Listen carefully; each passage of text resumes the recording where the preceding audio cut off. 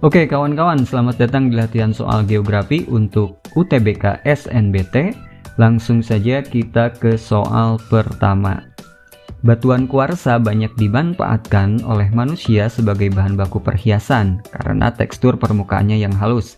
Hal ini disebabkan karena batuan tersebut terbentuk oleh A. Tekanan yang besar dengan waktu yang lama, B. Suhu yang tinggi dan waktu yang cepat, C. Batuan beku yang mengalami pelapukan, D. Proses pembentukan lava yang lamban di dalam dapur magma, E. Magma yang membeku di permukaan bumi. Jadi untuk batuan kuarsa ini merupakan batuan endapan ya, hasil rombakan batuan asal. Batuan ini disebabkan karena batuan tersebut terbentuk oleh tekanan yang besar dan waktu yang lama. Jadi kita pilih opsi A. Tekanan yang besar dengan waktu yang lama. Selanjutnya untuk nomor 2, faktor eksternal yang memicu terjadinya perubahan relief lahan di wilayah pegunungan adalah A. Rendahnya kerapatan vegetasi, B. Variabilitas curah hujan, C. Posisi singkapan batuan terhadap matahari, D. Rendahnya kelembapan udara, E. Intensitas penyinaran matahari yang tinggi. Perubahan relief pegunungan ini dipengaruhi ada faktor internal dan eksternal ya. Untuk internal antara lain rendahnya kerapatan vegetasi, kondisi sifat kimia tanah, dan kemiringan lereng. Sementara untuk faktor eksternal adalah curah hujan dan tingginya penggunaan lahan oleh aktivitas manusia. Oke, untuk nomor 2 ini kita pilih variabilitas curah hujan wilayah karena ini merupakan faktor eksternal.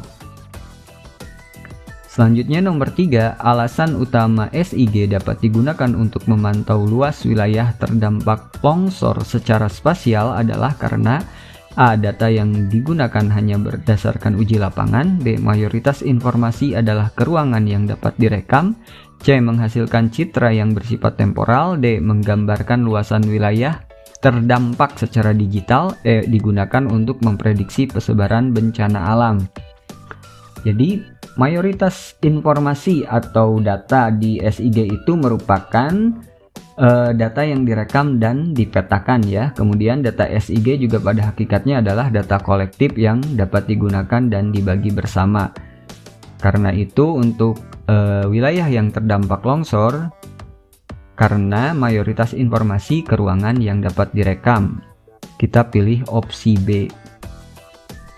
Selanjutnya nomor 4, variasi kepadatan penduduk antar kabupaten di Bali disebabkan oleh A. Laju pertumbuhan penduduk, B. Perkembangan ekonomi, C. Ketersediaan lapangan kerja, D. Topografi dataran, E. Tingkat keamanan daerah. Untuk persebaran penduduk ada beberapa hal yang diperhatikan, yaitu tingkat kesuburan tanah, suhu udara, topografi lahan, ketersediaan air, dan adanya pertumbuhan atau perkembangan ekonomi. Nah, Pulau Bali sendiri merupakan salah satu daerah di Indonesia yang punya rasio variasi kepadatan penduduk yang tinggi karena diakibatkan oleh adanya perkembangan atau pusat-pusat perkembangan ekonomi ya. Jadi kita pilih opsi B.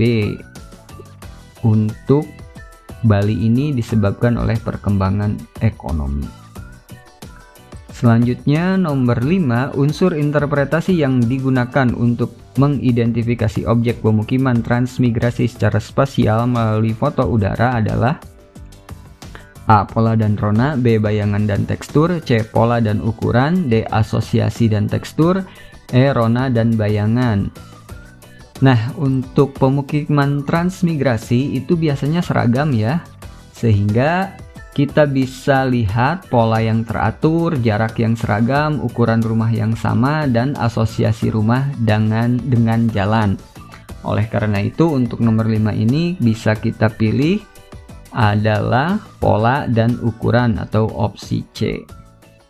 Selanjutnya nomor 6, pembuangan limbah industri dalam jumlah besar telah menyebabkan perubahan warna air laut di Bungus Padang menjadi hijau.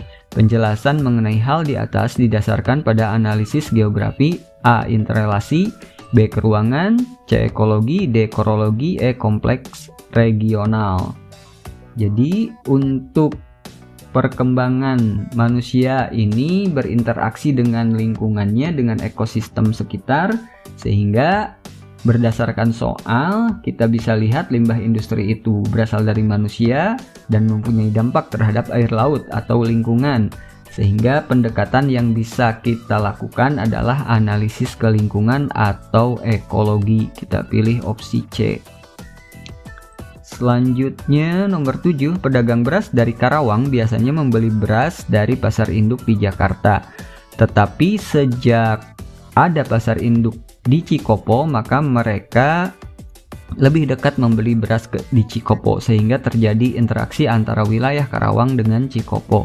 Hal ini menunjukkan perbedaan keruangan akibat adanya variasi A. Kelancaran transportasi dan jarak dari pusat perdagangan, B. Jumlah penduduk dan biaya transportasi, C. Jumlah penduduk dan kelancaran transportasi, D. Kelancaran transportasi dan ketersediaan sumber daya, E. Biaya transportasi dan kemajuan infrastruktur. Jadi untuk interaksi spasial ini dipengaruhi oleh beberapa faktor, diantaranya jarak mutlak dan relatif antara satu wilayah dengan wilayah lainnya, mobilitas penduduk, ketersediaan akses transportasi dan komunikasi, serta biaya angkutan yang memindahkan manusia dari satu tempat ke tempat lainnya. Nah, untuk kasus di soal nomor 7 ini adalah tentang transportasi ya dan jarak dari pusat perdagangan, sehingga kita pilih opsi A. Selanjutnya nomor 8, gempa dan tsunami merupakan salah satu bencana besar bagi ekosistem pesisir. Kedua bencana tersebut mengakibatkan kematian tinggi kehidupan intertidal di pantai berbatu, namun di beberapa situs berpasir malah mengakibatkan pemulihan ekologis besar-besaran. Prinsip geografi yang ditetapkan dalam paparan tersebut adalah A. Spasial dan distribusi, B. Aglomerasi dan korologi, C. Distribusi dan interrelasi, D. Interrelasi dan deskripsi, E. Korologi dan spasial. Jadi untuk prinsip dasar geografi ini ada prinsip persebaran atau distribusi, prinsip interrelasi, prinsip deskripsi, dan prinsip keruangan atau korologi. Nah, terkait dengan paparan soal nomor 8 tentang ekosistem yang di pantai berbatu dan ada yang di pantai berpasir, beberapa situs berpasir, ini bisa kita lihat sebagai interrelasi dan deskripsi ya, sehingga kita pilih opsi D. Selanjutnya nomor 9, peristiwa El Nino secara tidak langsung dapat memberikan dampak positif bagi Indonesia dan negara tropis lainnya karena A. menaikkan jumlah tangkapan laut dan garam, B. meningkatkan ketersediaan air tanah, C. menstabilkan suhu udara di bagian barat khatulistiwa, D. kebakaran hutan dan lahan semakin berkurang, E. produksi listrik dari PLTA dapat berjalan dengan baik. Oke, untuk La Niña dan El Niño ini merupakan gejala iklim bumi ya. El Niño sendiri terjadi karena adanya suhu air laut yang ada di Samudra Pasifik memanas di atas rata-rata suhu normal, sehingga dampaknya bagi Indonesia adalah ini panen garam bisa meningkat ya karena suhu lebih panas, dan juga meningkatkan panen ikan. Jadi kita pilih opsi A, yaitu menaikkan jumlah tangkapan laut dan garam. Selanjutnya nomor 10, lapisan ozon di mesosfer memiliki peran yang sangat penting bagi manusia, yaitu A. menyeimbangkan suhu di udara, B. menyaring sinar matahari, C. tempat berkumpulnya polutan, D. menghantarkan gelombang elektromagnetik, E. melindungi bumi dari benda-benda langit. Untuk lapisan mesosfer sendiri adalah lapisan udara ketiga di mana suhu atmosfer akan berkurang dengan pertambahan ketinggian hingga ke lapisan keempat atau lapisan termosfer ya. Nah, udara yang ada di sini akan mengakibatkan pergeseran bagi objek yang datang dari angkasa dan menghasilkan suhu yang tinggi. Kebanyakan meteor yang sampai ke bumi ini biasanya terbakar di lapisan mesosfer. Karena itu, lapisan ini berfungsi melindungi bumi dari benda-benda langit, atau kita pilih opsi E ya di nomor 10 ini. Melindungi bumi dari benda-benda langit, yaitu fungsi dari mesosfer. Selanjutnya, nomor 11, laju pelapukan mekanis di daerah beriklim kering berlangsung secara cepat karena A. Iklim gurun yang panas dan lembab, B. Perbedaan suhu ekstrim siang dan malam, C. Batuan induk bermaterial lemah, D. Biomasa tanah yang rendah, E. Frekuensi penyinaran yang tinggi. Oke, untuk proses pelapukan sendiri itu ada pelapukan fisis, ada pelapukan kimiawi, dan ada pelapukan biologis. Pada daerah yang beriklim kering atau iklim gurun, nah biasanya ini pelapukan fisis berlangsung secara cepat karena adanya pergantian suhu yang ekstrim antara siang dan malam. Oleh karena itu kita pilih opsi B ya di sini. Perbedaan suhu yang ekstrim siang dan malam. Selanjutnya, nomor 12, erosi batuan yang menyebabkan terjadinya mushroom rock di Gresik, Jawa Timur adalah A. Eolian, B. abrasi, C. deflasi, D. ablasi, E. eksarasi. Oke, untuk erosi di sini kita kelompokkan ada ablasi, deflasi, eksarasi, dan abrasi. Nah, fenomena mushroom rock sendiri yang ada di Gresik ini termasuk kepada peristiwa deflasi ya, yang disebabkan oleh angin, sehingga kita pilih opsi C, deflasi.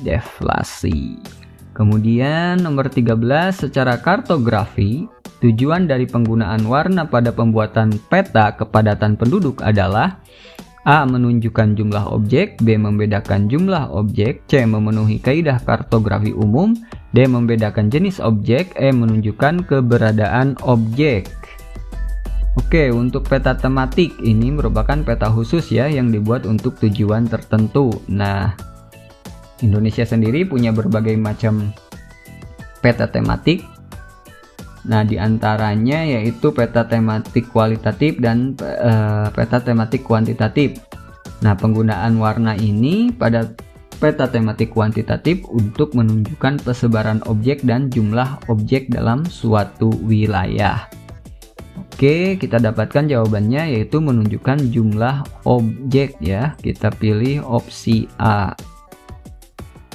Selanjutnya, nomor 14, penanggulangan darurat daerah lereng tanpa hunian yang rawan longsor paling tepat dilakukan teknik A. Pembuatan saluran terbuka, B. Mengeringkan genangan air pada tepi-tepi lereng, C. Mengendalikan air permukaan, D. Menutup rekahan dengan kerikil, E. Pemotongan bagian ekor longsoran. Untuk penanggulangan darurat yang bisa dilakukan pada daerah longsoran itu diantaranya mencegah masuknya air permukaan ke area longsoran dengan cara pembuatan saluran terbuka, mengeringkan genangan air di bagian atas longsoran, mengalirkan genangan air dan mata air yang tertimbun maupun yang terbuka, menutup rekahan dengan tanah liat, membuat beban kontra di kaki longsoran misalnya bronjong atau karung berisi tanah, pelebaran ke arah tebing, dan pemotongan bagian kepala longsoran. Oke, yang ada di sini jawabannya adalah pembuatan saluran terbuka. Kita pilih opsi A ya. Selanjutnya nomor 15, upaya berikut ini yang dapat dilakukan oleh negara berkembang seperti Indonesia agar memenuhi kriteria negara maju adalah A. Pembangunan infrastruktur secara masif, B. Meningkatkan jumlah lahan dan industri pertanian, C. Mempermudah akses investasi investor asing, D. Memperluas kesempatan dan lapangan kerja, E. Mengoptimalkan eksploitasi sumber daya alam. Nah, negara-negara maju sendiri itu mempunyai ciri biasanya dalam GDP, terus adanya industri jasa dan penguasaan ilmu pengetahuan dan teknologi.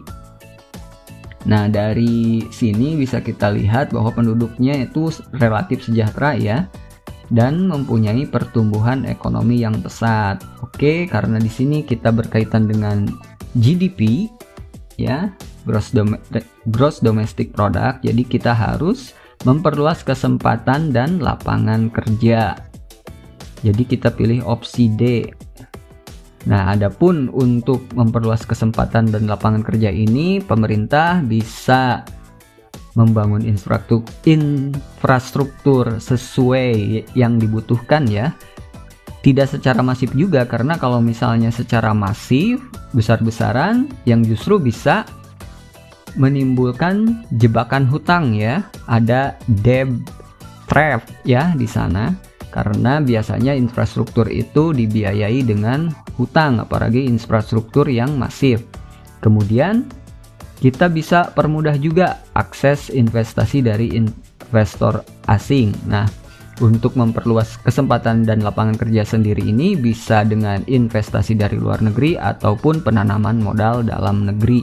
Yang penting itu dia memperluas kesempatan dan lapangan kerja sehingga kita bisa meningkatkan GDP negara Indonesia. Oke, sepertinya kita sudah ada di akhir nomor untuk latihan kali ini. Terima kasih sudah menyimak video ini. Sukses untuk kita semua.